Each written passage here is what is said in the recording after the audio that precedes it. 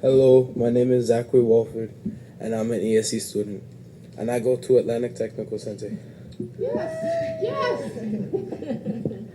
Up until I was in 5th grade, whenever I had an outburst, most of the adults would automatically restrain me and slam me on the mat before trying to hear why I was angry. Whenever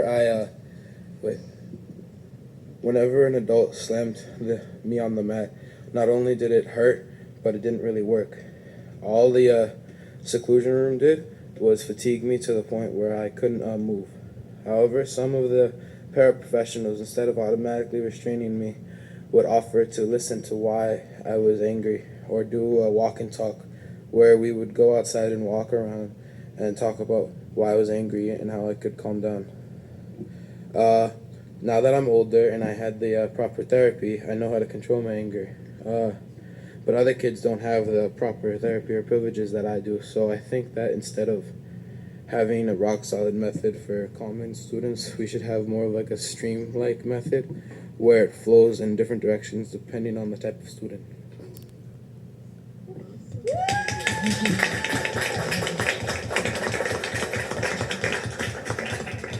That was wonderful. Thank you so much for coming and speaking to us, for us.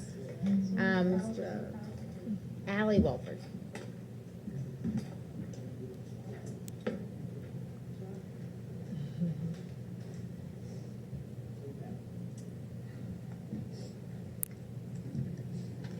I'm Alicia Walford, proud mom of Zachary and Daniel Walford. I want to thank Stacy and the team for the task force. It was really essential, and I strongly encourage the board and the district staff to continue that task force, not just for 1 year, but up to 5 more years.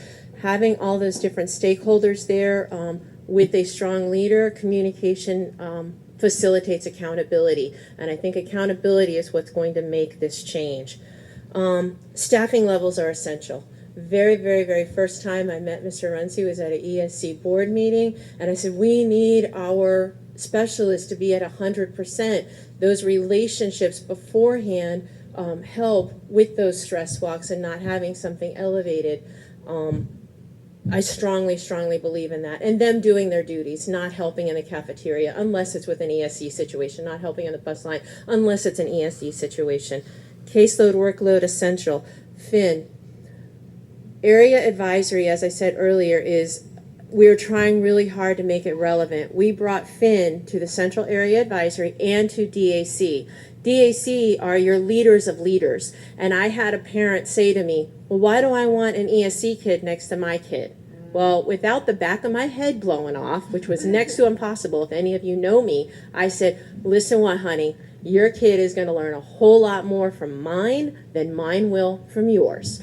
And where that puts me is what's good for our ESC children is going to benefit all of our children. I am all about school-wide behavioral supports. If we put those in, if we have real, meaningful behavior plans, we won't have the outbursts. If we have the personnel to support a stress walk, I know how hard it is to get somebody to go, oh, Zach he needs to go for a walk and he needs to go right now.